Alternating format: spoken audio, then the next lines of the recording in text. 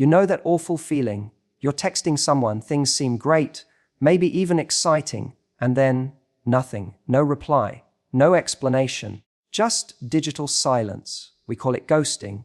And while it feels like they've taken your dignity with them, here's the truth. How you respond now is everything. Because the reaction you choose in this moment, it's not just about making him wonder. It's about reminding yourself who you are. Let me show you the one response that doesn't just protect your self-worth. It haunts the person who thought they could disappear without consequence. When someone ghosts you, your first instinct might be to reach out again, to get clarity, to check if they're okay, or to understand what went wrong. It feels like you need answers, and that maybe if you just say the right thing, they'll reappear and explain everything. But here's the truth that's hard to swallow. Someone who wants to talk to you will. And someone who disappears without a word isn't confused. They're choosing silence. So the most powerful move you can make in response isn't to chase them. It's to let them go, completely and without a sound. There's something profoundly unsettling for a person when the person they expected to hang around doesn't. When you don't double text, don't check in, don't post something passive-aggressive on social media. When you go completely quiet, it disrupts their expectation. They might not have respected your presence, but suddenly they'll start feeling your absence. That's because silence isn't passive. Silence is a message. It says, I noticed, I'm aware, and I value myself enough not to ask twice. People often think they need to say something, to show strength, a sassy message, a witty comeback, a final, just so you know, text to preserve dignity. But in reality, your power lies in the words you don't send, because silence isn't about ignoring someone, it's about prioritizing yourself. It's the cleanest way to exit a conversation someone else already walked away from. It's also about energy. Every time you reach out to someone who ghosted you, you're not just giving them attention, you're giving them power. You're telling them, you still have control over how I feel. You still get a say in my peace of mind. But when you go quiet, you reclaim that power.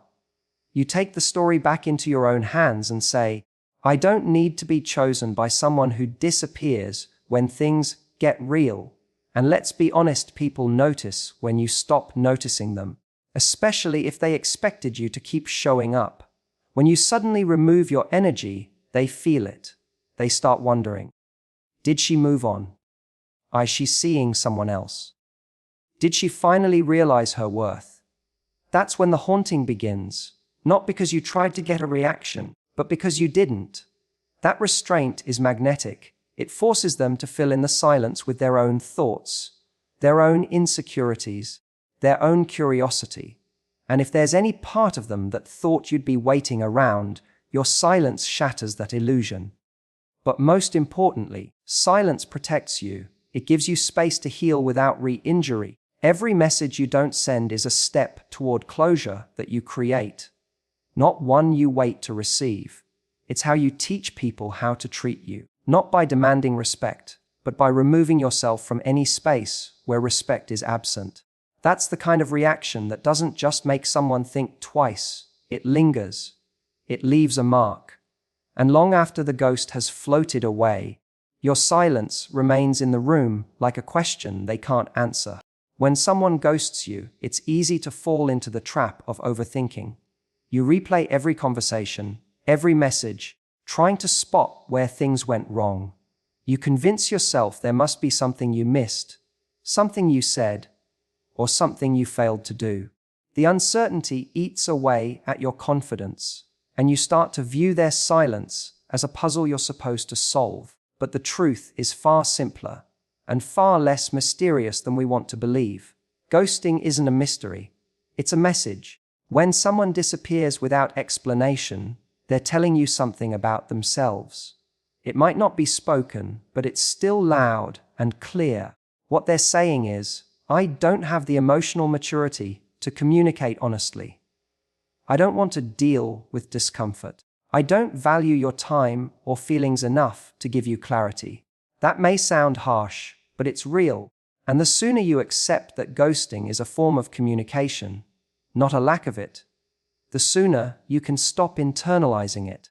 The danger of ghosting is that it tricks you into thinking the other person's behavior is a reflection of your worth. You assume that if you were more attractive, more interesting, more something, they would have stuck around. But ghosting doesn't happen because of how lovable you are. It happens because of how avoidant they are. People ghost when they want to escape responsibility. They ghost when they're unsure of what they want. They ghost when they're not willing to handle a real conversation with integrity. That's about them, not you.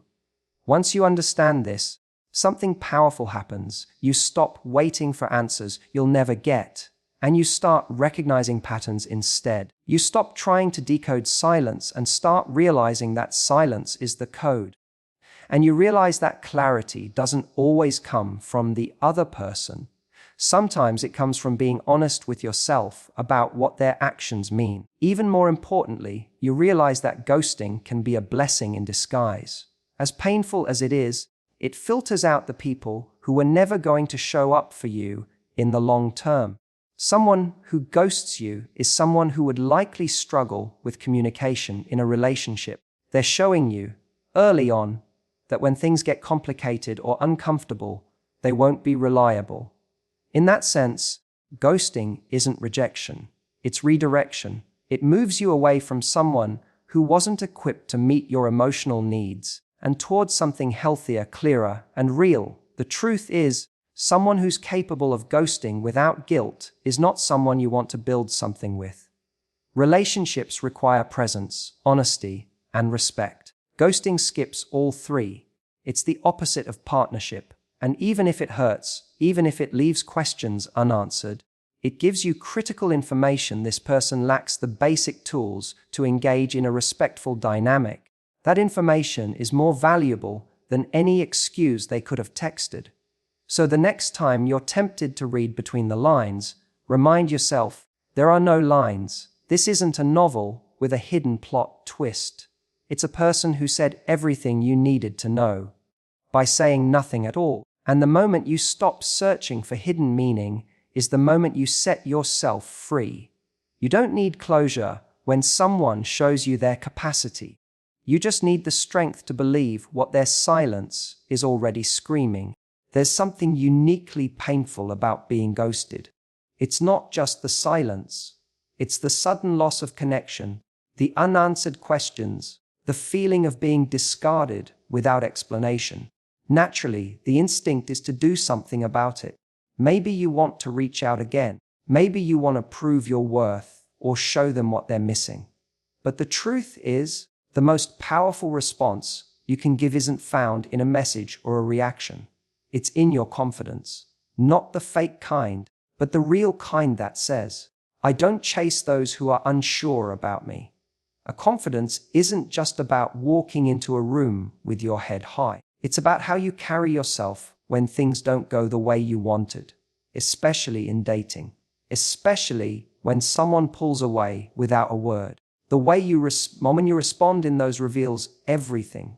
You don't need to pretend you're unaffected, but you do need to choose how you show up afterward. Confidence means letting go with grace, even when it stings. It means you don't try to win someone back who didn't value staying.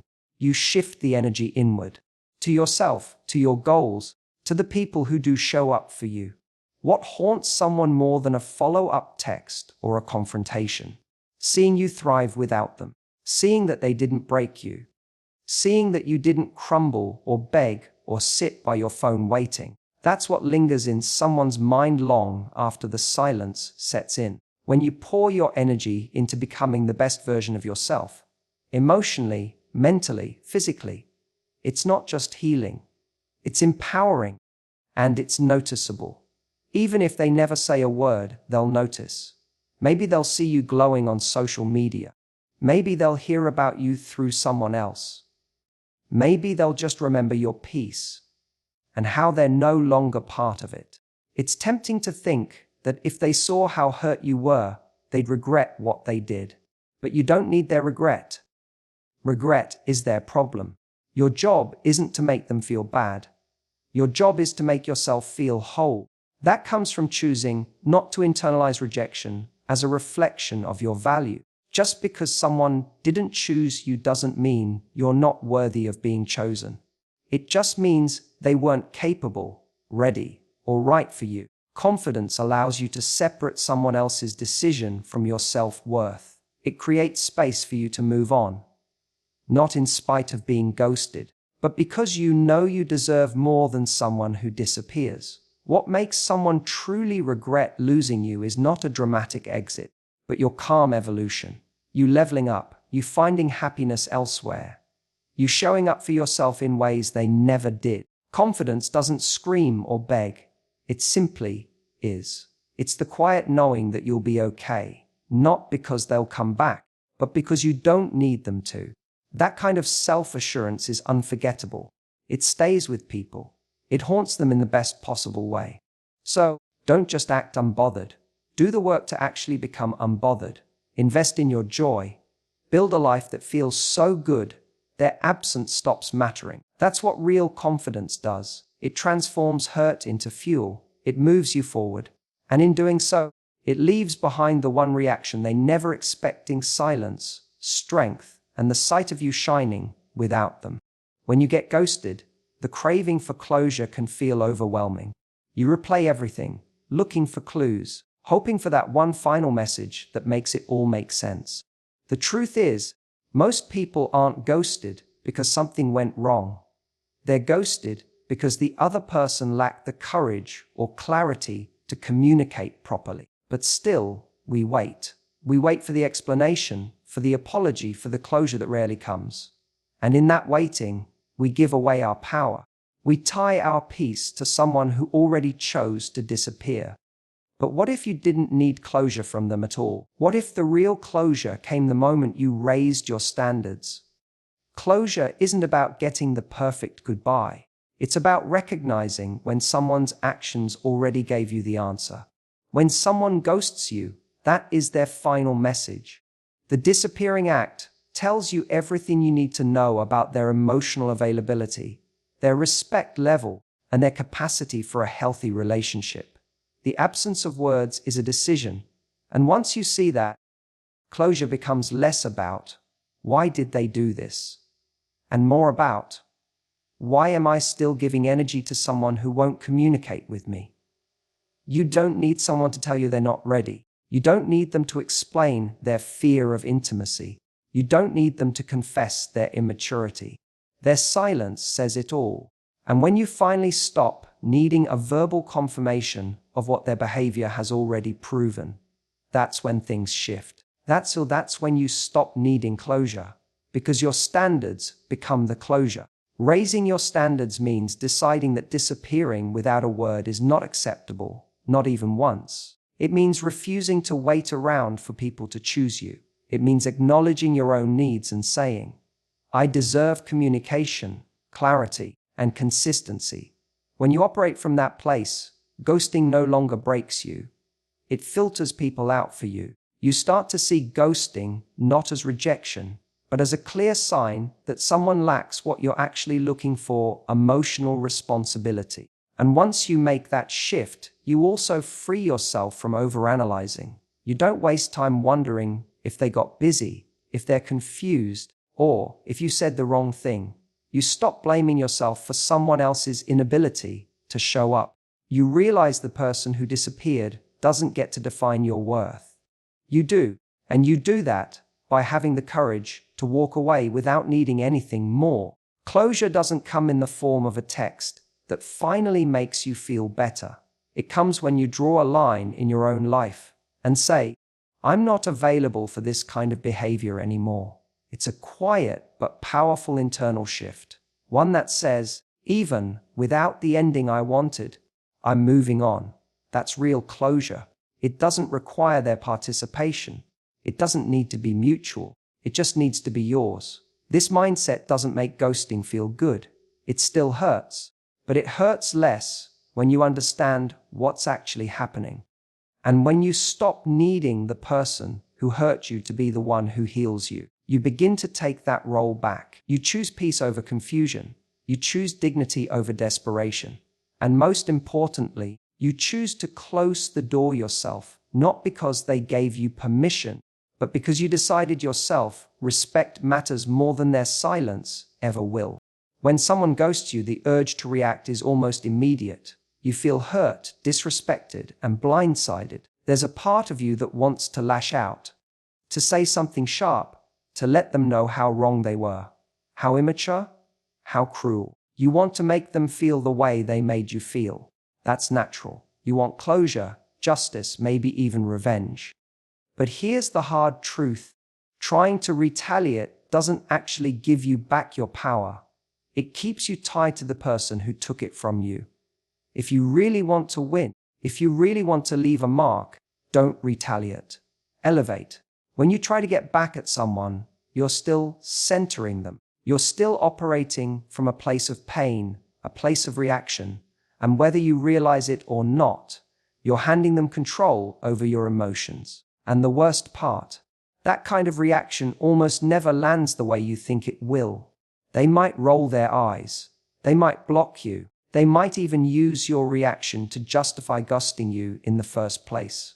Now, instead of being the person they left behind, you've become the person who couldn't walk away with grace.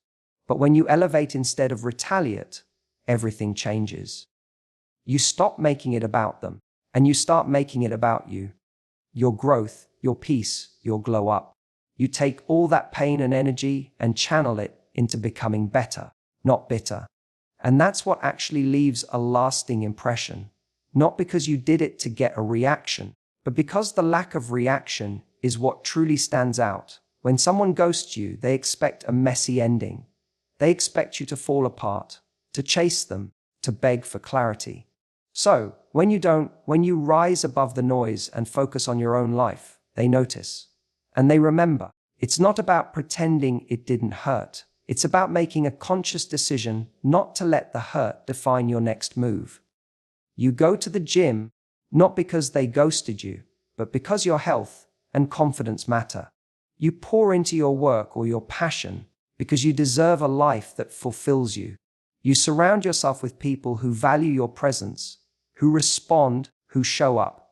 You live in a way that makes their silence irrelevant. And in doing that, you begin to feel something deeper than momentary satisfaction. You feel proud. Proud that you didn't let someone's immaturity pull you down. Proud that you chose self-respect over emotional chaos. And the thing is, life has a way of bringing people back around, especially when you've moved on. At some point, the person who ghosted you may circle back. They might test the waters. They might check your stories like an old photo or send a casual, "Hey, how have you been?" But by then, you'll be in a different place. Stronger and less available for anything that isn't worthy of you. Because when you elevate, you don't just rise above the situation. You rise beyond the person who caused it. So let them wonder. Let them sit with the version of you that no longer needs their attention, their apology, or their explanation. Let your growth speak for itself. Nothing haunts someone more than realizing the person they walked away from didn't just survive. They leveled up. They didn't get bitter. They got better. And no message you could have sent would have delivered that message as clearly as your evolution does. When someone ghosts you, it's easy to spiral into the question, why me? You start analyzing every interaction, every word you said, trying to figure out what you did wrong or why you weren't enough. That mindset is a trap. It pulls you deeper into self-doubt and puts all the power in the hands of someone who couldn't even give you the basic respect of a goodbye. But what if instead of asking, why me, you asked, what's next? What if you shifted from self-blame to self-focus and turned a painful moment into a personal turning point? The truth is, people ghost for all kinds of reasons that have nothing to do with your worth. Maybe they're emotionally unavailable. Maybe they're overwhelmed. Maybe they just lack the maturity to have a real conversation. None of those reasons make it feel less personal, but they do make it clear that their silence is about them, not you. Still, We tend to internalize rejection. We think, if I was smarter, more attractive, more interesting, they would have stayed. But that's not how love works, not real love, anyway. Real love stays, communicates, and shows up even when it's uncomfortable. So when you get ghosted, the challenge isn't figuring out what you could have done differently. The real challenge is using that disappointment as a mirror, not to pick yourself apart, but to check in and ask, what version of me walked into this connection? And what version of me do I want to be moving forward? That's a powerful question, because it turns pain into progress. It's not about fixing yourself to win someone back. It's about evolving into someone who no longer entertains half-hearted love in the first place, shifting to a "what's next" mindset means you stop waiting for someone to come back with an explanation and start asking yourself what this moment is trying to teach you. Maybe it's showing you that you've been accepting less than you deserve. Maybe it's reminding you to slow down and listen to red flags. Maybe it's pushing you to finally put yourself first. When you take the lesson instead of the loss, you grow. And growth always makes ghosting less painful because it gives it meaning. Not from them, but from you. It also allows you to shift your energy.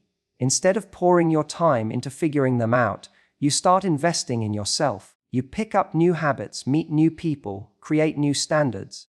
You no longer look back at someone who left.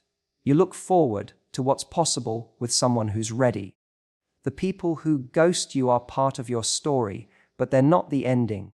They're the fork in the road that reroutes you toward something better and someone better. Sometimes, it's not until someone disappears that we realize how much we've been settling. And sometimes, getting ghosted is what finally wakes you up to how ready you are for something more real. Not more attention, not more games, more honesty, more depth, more peace. But you can't get to that next chapter by staying stuck in the old one. You have to close it.